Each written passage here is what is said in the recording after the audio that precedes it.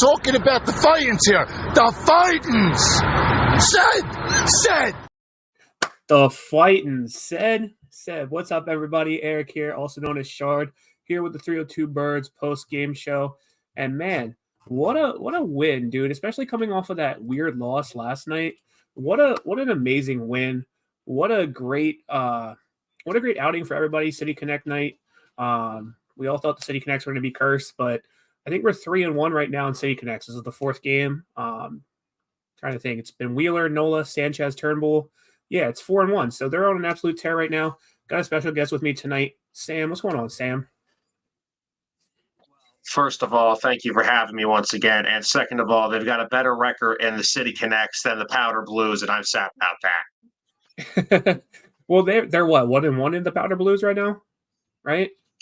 They should be 2-0. I'm upset about last night's though. Because it was what the week that the City Connects debuted. They played in the Powder Blues that Thursday, right? Yeah, so they won that game. And of course, last night they lost. So, yeah, I mean, can't win them all. It is what it is. I was hoping to sweep. I was hoping to sweep the Mets, but the Mets series was like weird. I don't understand why it was two. I thought it was one long series, which it wasn't. Mm-hmm. It was a 2-game series at their place, a 2-game series at our place, which is weird. I don't know why they did that. Well, I do, but.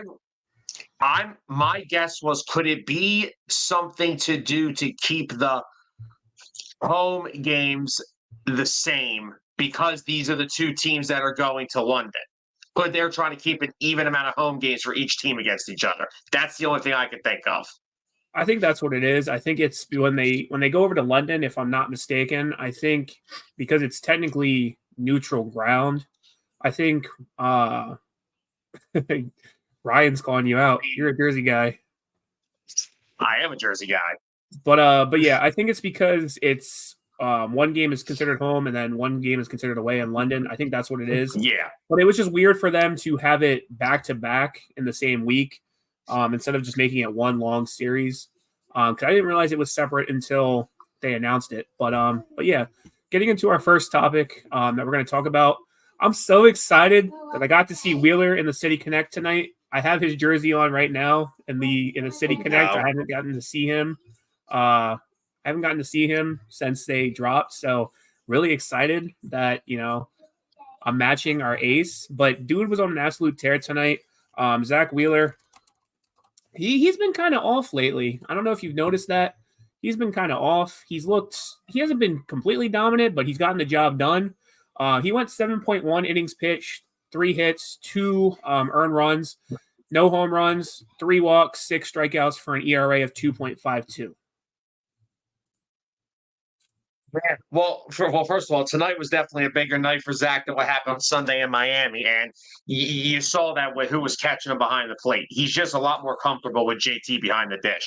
Now tonight, only 3 hits allowed, the 2 earned runs. But I mean, kind of after that through the first 4 innings is where a lot of his pitch count was up. I mean, he had 3 walks tonight, which is very unlike him. I mean, he wasn't getting the best umpire behind the dish. I thought there was a lot of pitches that were really close, especially on the inside parts of left-handed hitters that he was getting pinched on. So 3 walks is very uncharacteristic of him, but definitely a lot better than what we saw last Sunday in Miami. But from the 5th on, he was on cruise control after that.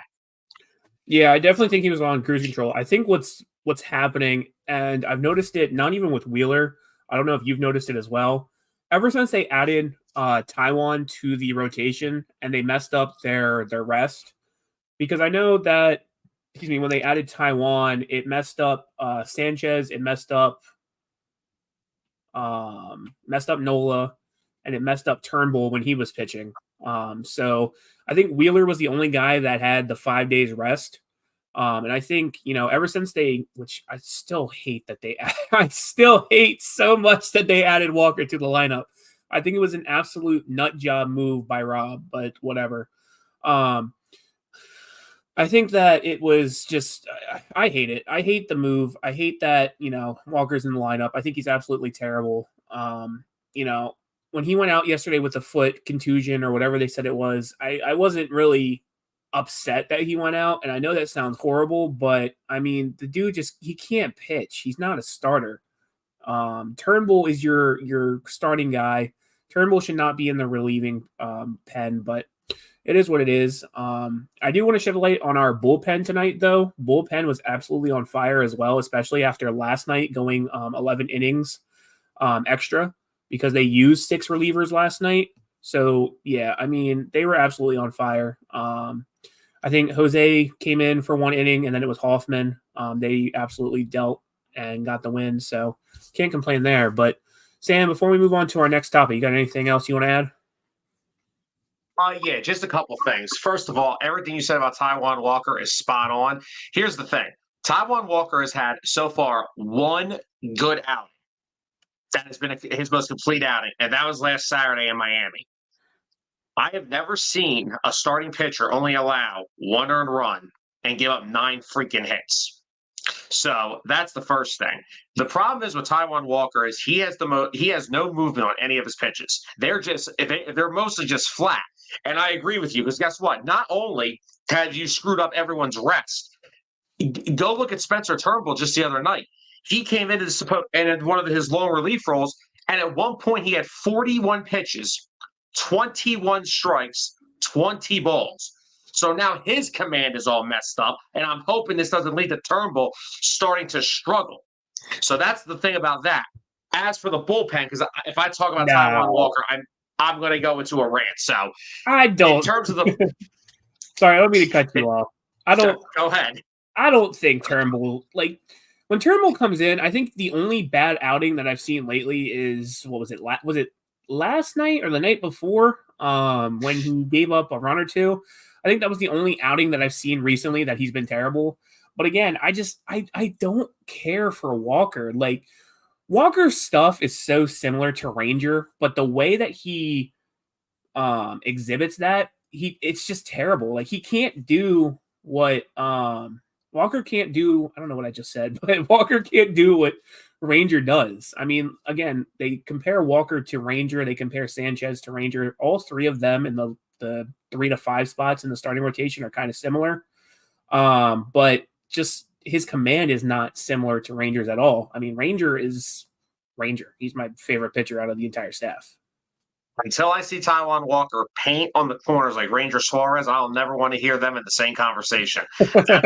No, what I meant with Turnbull was the other thing we have to remember about Turnbull, he's never really been a relief pitcher. I'm not saying he's been bad as a reliever, but he's not used to it. And these guys, baseball players are the biggest, because of how long of a season they play, they are the biggest creatures of habit.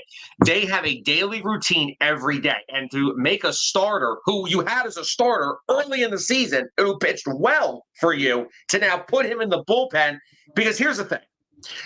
Spencer Turnbull is strictly a reliever because somebody decided to give Taijuan Walker $72 million 2 years ago.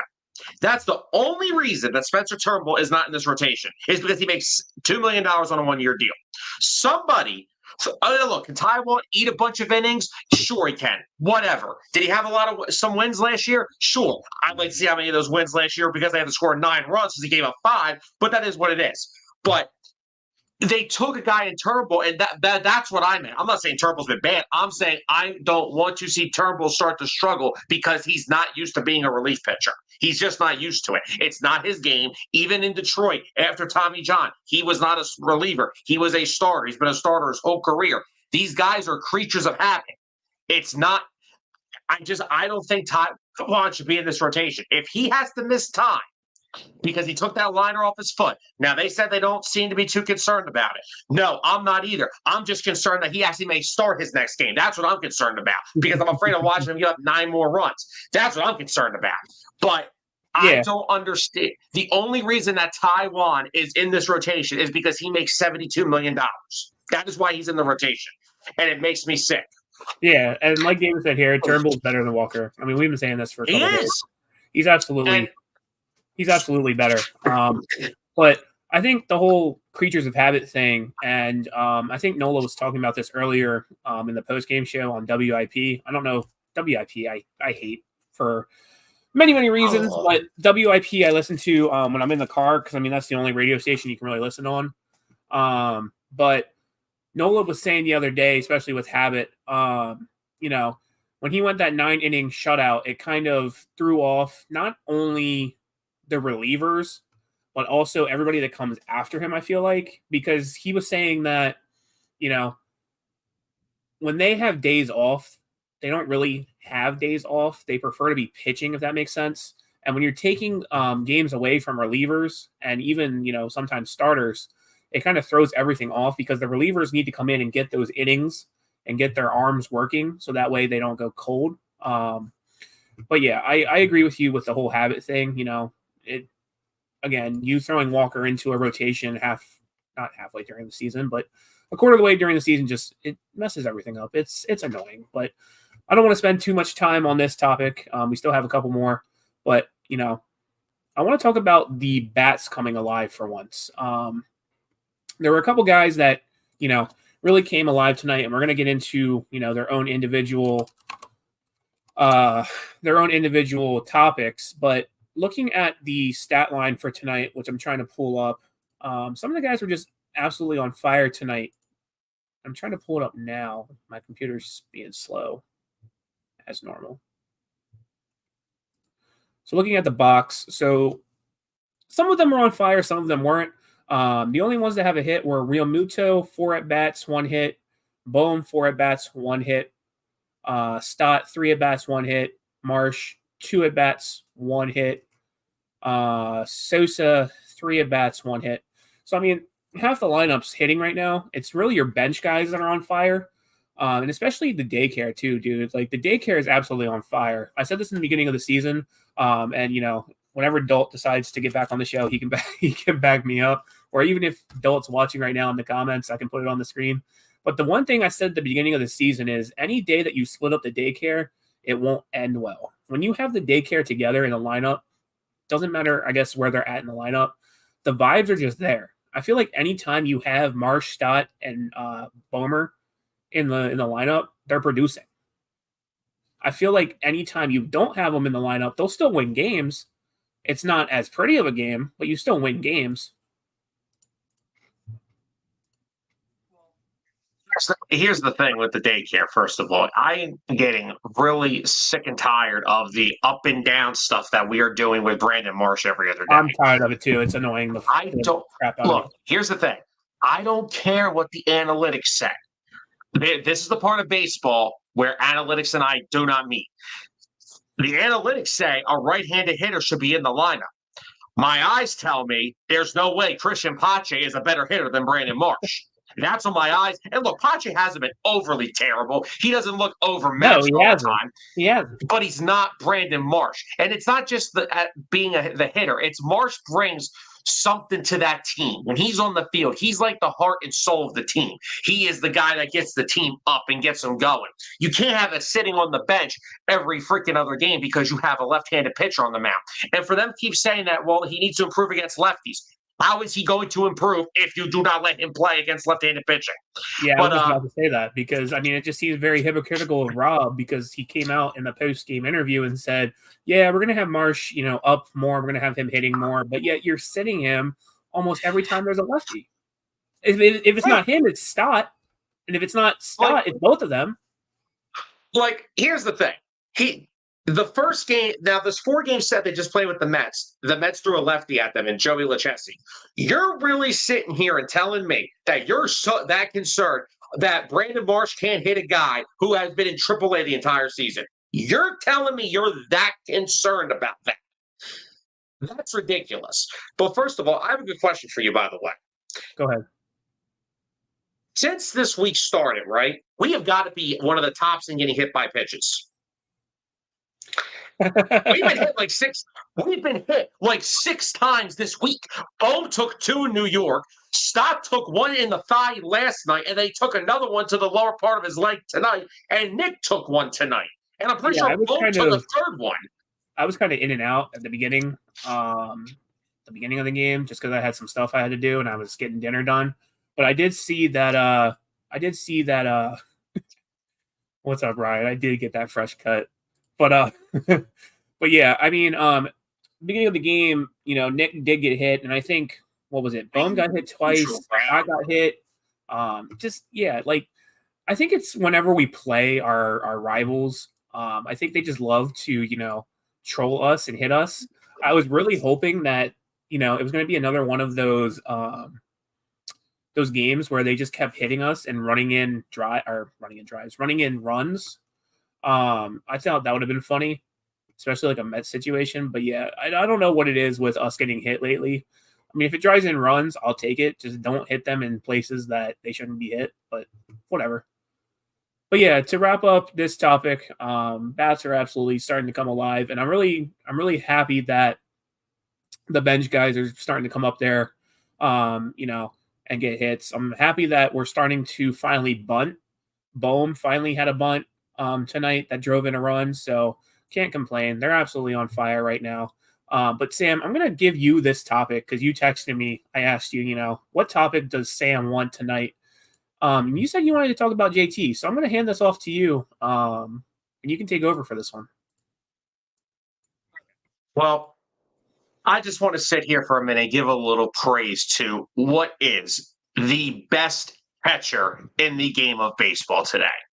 And here's how I look at this. You talk about like a team's best player. You talk about a team's best fielder, a team's best pitcher. So if I had to look at the Phillies and categorize their players real quick, I think the all-around best player on the team, it's still Bryce Harper because he's Bryce Harper. I think the most improved player from last year has been Alec Bohm. And I think one of the most underrated players on the team that doesn't get talked about enough, has been Bryson Stott. And of course, in my opinion, the best hitter on the team is Trey Turner. But nobody, I can't either. Say, hey, real quickly, he's been taking grounders and taking swings before games. That 6-week thing. And that 6-week thing may not be a reality. It may be closer to 4 weeks. We just got to wait and see. But hey, he was. I don't know if you saw, but I'm a doctor. My PhD comes from Google, so I can definitely give you a diagnosis. My PhD comes from Google. I use WebMD. No, but in all seriousness, he was running around. He was doing I don't know what it's called. It's when they if you ever been to the game, it's when they put like the rubber bands around their feet. Yeah. And they do like the stretches or whatever. So he was running around, he was doing the stretches. I don't think, because it's been what, 2-3 weeks now? Like 2.5. I don't think it's gonna take 6 weeks. Granted, I'm not a doctor. I joke around. I joke around and say that I'm, a Google doctor, just because anybody can look up stuff on Google. I don't got my think PhD on Twitter. Don't worry. I don't think. I don't. Well, Chiefs King, I think it's going to be I think it's going to be at least a week and a half, 2 weeks. I don't see him being out the full 6 weeks. I mean, if he's running around, they said it's a hamstring. I think he just overstretched his hamstring. I don't think it's anything too serious. Granted, again, I'm not a doctor. That's not my profession. My profession is the complete opposite of that. But yeah, I don't think it's going to be 6 weeks. I think he'll be back in maybe a week or two. But I mean, kind of getting off track here, even with Turner being out, I think Sosa and Stott are absolutely on fire right now covering for him. And even when they throw in like Merrifield, he's not bad either. So I actually, if I can find this really quick, I have some stats. Before I get back to my JT Realmuto thing, I have some stats from Edmundo Sosa. I just got to find them. Give me 1 second. Because, okay, so this was as of last Wednesday. So these aren't updated the past couple of days, but up until last Wednesday, since Turner went down, Edmundo was hitting .333 with a .467 on base. That is where his numbers as of a week ago since Trey Turner went down. So Edmundo has been amazing. Merrifield has been fine. I mean, has he been great with the bat? No, but he's been fine in the field. He plays everywhere. No, Merrifield sucks with the bat. He's like 0-8 in his couple starts. He's terrible. Okay, look, I'm trying to give the guy some credit here. Okay, look, I'm not trying to go completely bashing guys because yeah, exactly. Yeah, but like what he said, he's a backup. If he is the most Sorry, I'm reading the comments. But go ahead. I could literally, he's fine for what his role is. He's supposed to be that first guy off the bench. And like I said, he wouldn't be thrusted into all this playing time because if Turner didn't get hurt. The top utility man with the bat on the team is probably Edmundo. The most versatile one is Whit Merrifield. But we knew what Whit Merrifield was. He's a utility guy off the bench. He's not the guy he was in Kansas City. He's gotten older, but that is what it is. But back to what I was saying real quick about JT. The reason I think JT is the most valuable player on this team. Well, first of all, JT has been asked to do a lot of various roles in the line. Sometimes he's hit third, sometimes he hits cleanup, sometimes he hits fifth. When Trey Turner went down, Realmuto was thrusted into the number 2 hole. I believe when he was put into that role, he had 3 hit games in the next 5 games. Now, granted, then he missed some time. He missed a few games this week with a sore knee. When I saw him catching Nola, like helping him warm up when Stubbsy was getting ready, you saw him grimace a little. I was like, tell me this is going to be an IL sting. And since coming back, he kind of hasn't missed a beat. Now, he only had 1 hit tonight. He almost won the game last night. It's just Jeff McNeil actually made a really good play on the ball. But if you look at a guy like JT, first of all, he's the best running catcher in baseball. No catcher runs as good as JT. He commands so well your pitching staff because you saw this. Now, you saw Zack Wheeler tonight. Go back and look at Zack Wheeler on Sunday. Go tell me who he's most comfortable being caught by. And this is no knock with Garrett Stubbs, but he's the backup catcher. That's what his job is. JT commands is the commanding officer behind one of the best starting rotations in baseball. He's one of the best hitting catchers in baseball. Oh, not to mention, I will beg anybody to run on him because you're not getting to the base. I don't care who you are. You could go and you could take somebody with Lou Brock and Willie and Ricky Henderson speed, put them together, and you're still not getting to second base on JT Realmuto. He is the most. That's why I think he's just the most valuable player because you go back to the teams with Utley and Howard, the unsung hero of those teams. It was Carlos Ruiz, who, again, commanded the best pitching staff in baseball for 5 years. Wasn't the hitter JT is, but he could sure handle the stick when they needed him to, especially in October. But JT just gives you the importance of a catcher and how important these guys actually are. It's like the catcher in baseball. I'm trying to think of a really good comparison. It's almost like the left tackle in football. Because if the left tackle doesn't protect your quarterback, you're screwed. But if you have a good catcher, your pitching staff's going to struggle. Teams are going to run all over you. I mean, look at the Braves before they got Murphy. Look at Travis d'Arnaud. Travis d'Arnaud is one of the worst defensive catchers in baseball. He can hit a little bit, but the Phillies ran all over these guys last year. They ran all over him the year before, too. That is the value of JT. Oh, and he could probably steal a base, too, here and there if you need him to. You're never going to find a catcher as well-rounded as JT Realmuto. That's my JT praise for the night. Hey, man, like I said, that was all you. That was your topic. I know you said you wanted to praise JT, so yeah, I completely agree with you. I don't think there's another catcher in all of MLB that's better than him. I think, when Stubbs comes in, and I've seen it the past couple of nights, I don't think Stubbs can command the ball as well as JT does. I think JT does such a better job, commanding the ball, knowing where the pitch is going to be thrown, helping to frame the box, that kind of stuff. I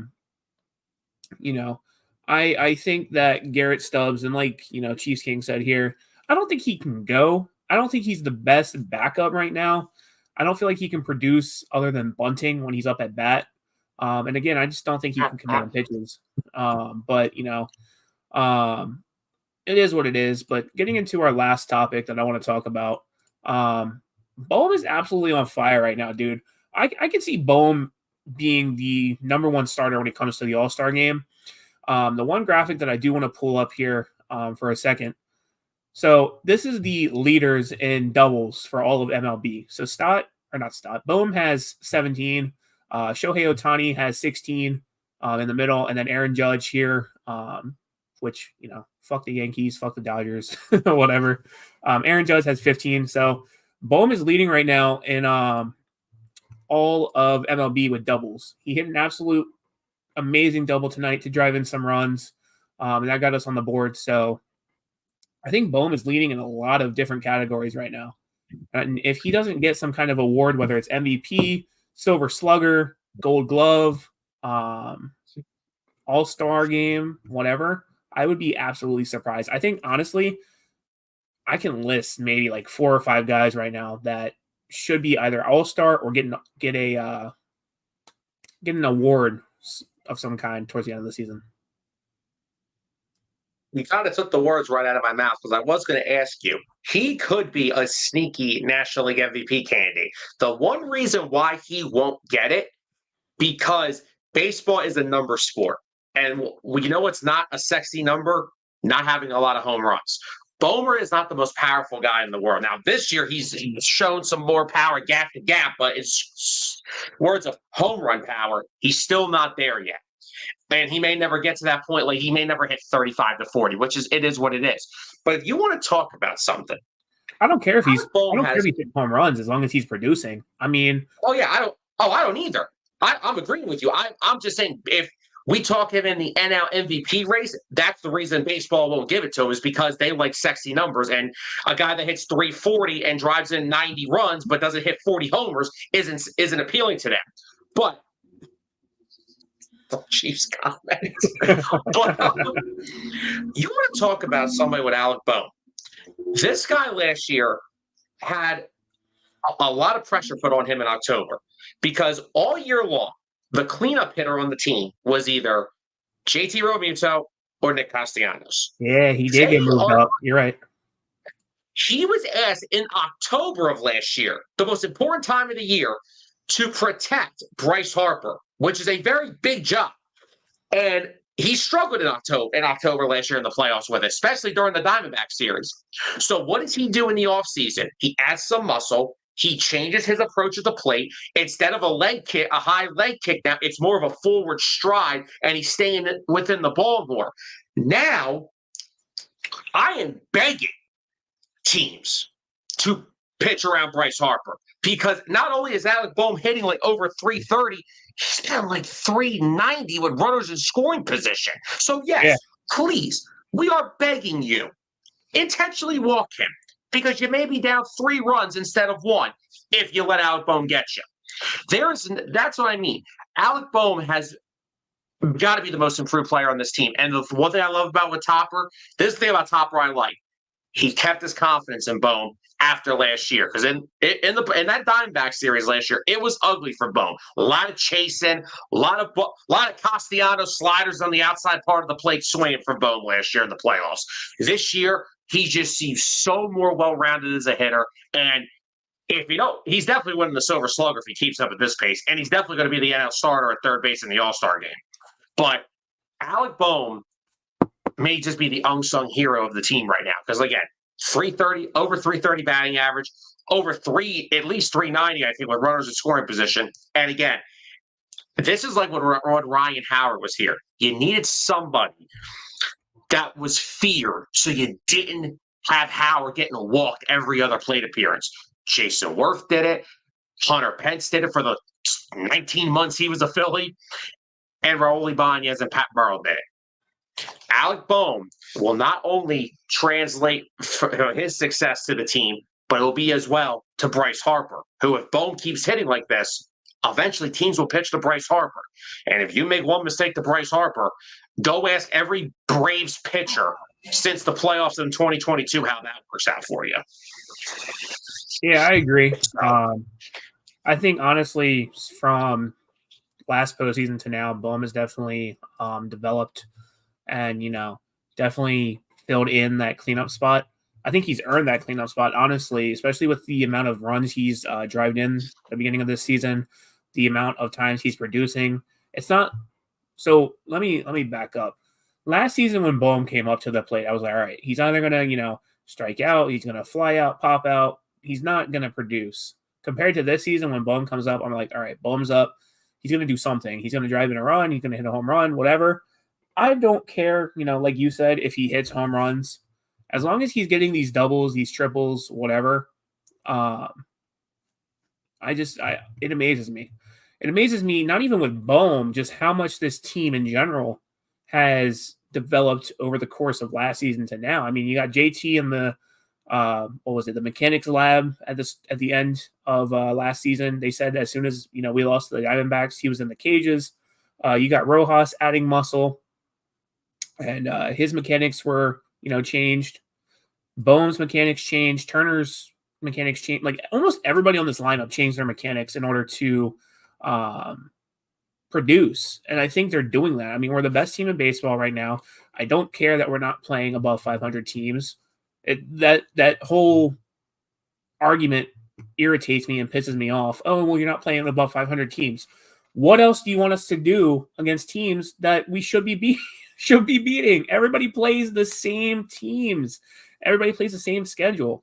Yes, our schedule right now might be easier, but down the stretch it's going to get harder. And for those teams right now, like the Orioles, the Braves, the Dodgers, those of you that have harder schedules right now, it's going to get easier for you down the stretch.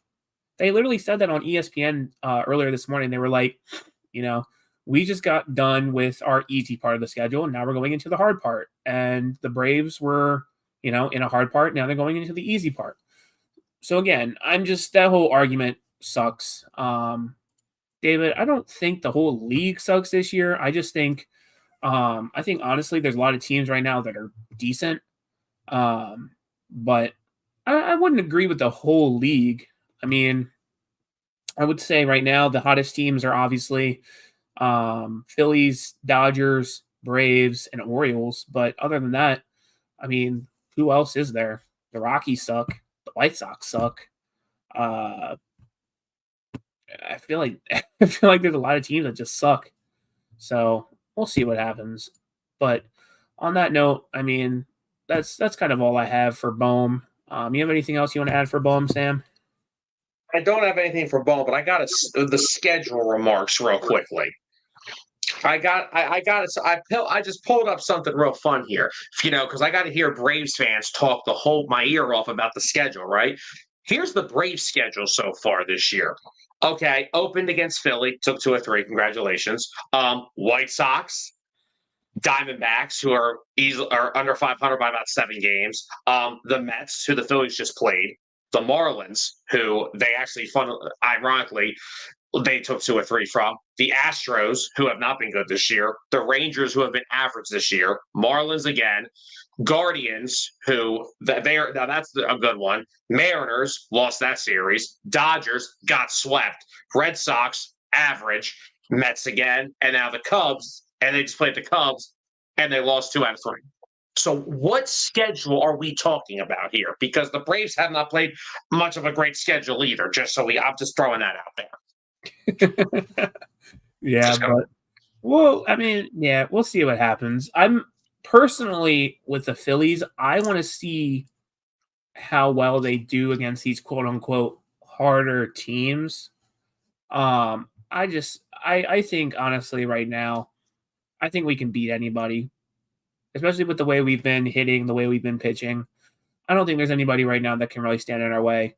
I think we're all out for revenge. I mean, it's been 2 seasons of being really close and tasting it and not being able to produce. And knock on wood, I think this is the year that we produce. But I'm going to go ahead and start closing out the show with some hot takes. I'm going to go ahead and start with mine. If you guys have hot takes that you want to drop in the comments, I'll pull it up on the screen down below. You guys have been really active in the comments. I've been pulling those up. So I think my hot take, and I'm going to piggyback off of what we said earlier, I think Bohm's going to be a sneaky MLB MVP candidate. I think he's going to be, right there, maybe in like the 4th or 5th spot for a lot of the voting process. And then right at the end, he might shoot up really quickly. I think he's going to have 1 or 2 games where he really shows that he's the MVP. And I think he's going to shoot up. He might win it. He might not, but I think he's going to be in that running for at least top 3. Sam, you have any hot takes you want to drop on us tonight? It's not a take, but it's more of a prayer or a hope. But one of my hot takes is Taijuan Walker should be just traded at the deadline. Okay, I mean, that's definitely a hot take, though. You could just say, Look, it is $72 million worth of nothing. Yes. Is he somehow 3-0 this year? Yes. I don't know how, but he is. But the guy literally can. I am terrified to watch Taijuan Walker pitch to a team like the Braves. I am fearful that we will be down. And Eric, I'm not even trying to be funny. I'm afraid we may be down like 9-0 after the first 2 innings because this guy throws the flattest fastball I've ever seen in my life. I want no parts of Walker in this rotation. I'm not saying, look, I would never wish injuries on anybody. I don't wish injuries on anybody. I don't like it. Hey, I don't wish him. I hope he's okay. But the guy is not a good starting pitcher anymore. He haven't really was good. He's always been hurt. He's always been banged up, and he's always been inconsistent.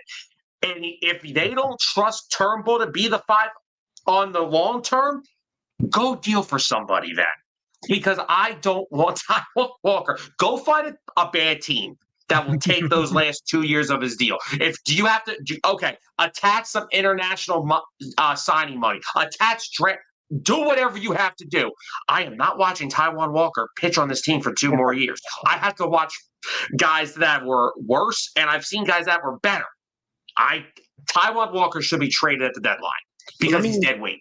Let me ask you this, Sam. And Brendan, I don't know if Brendan's watching. He might be. Dalt's watching, so Dalt, knows what I'm talking about.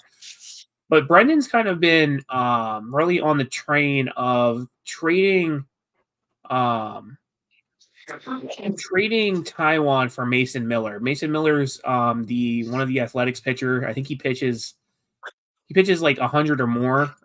So what do you think about that if we were to trade Taijuan for Mason Miller?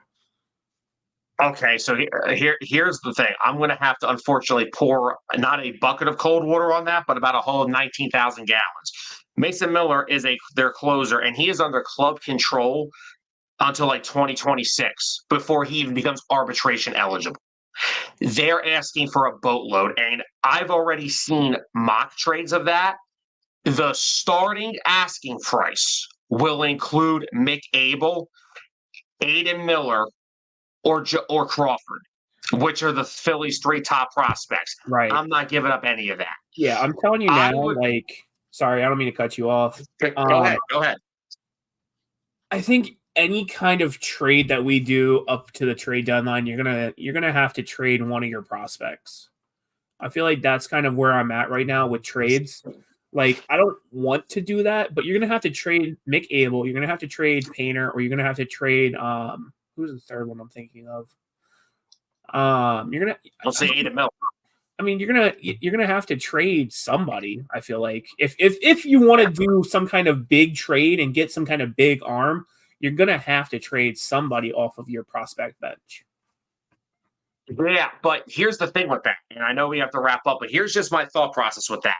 We saw what happens when you move off of your farm system when your team starts to get older. Now, look, this team isn't like the Ryan Howard days. They aren't all 35 years old, but Turner's over 30, Harper's over 30, Nick and Kyle are over 30, and Nick and Kyle's contracts are up in about 2 years. The way the Phillies, I'm hoping, are changing themselves is they've learned from the mistakes they made a decade ago. And yes, would I love to go trade for some big arm that could win you the World Series? Yes, but we all bitched. I mean, I don't know about you guys, but I know a lot of people that I know bitched and complained that they didn't add enough in the offseason. They kept the same team. Well, that same team's had the best record in baseball. I want to maintain success for the long term. And having guys like Mick Abel and Painter here, that's going to be valuable on the days that maybe one day when Zack Wheeler's no longer here or when they need another starter.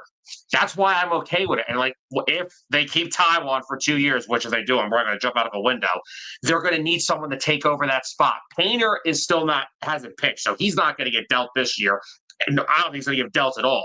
I want to maintain this success because the 2 most important players on this team are Bryce Harper and Trey Turner. They're here the longest. They've got the longest contracts. To be successful, one guy's like Nick Castellanos leaves, one Kyle Schwarber leaves, one JT Realmuto leaves, if ever. I hope JT retires as a Philly, but which I also think he will.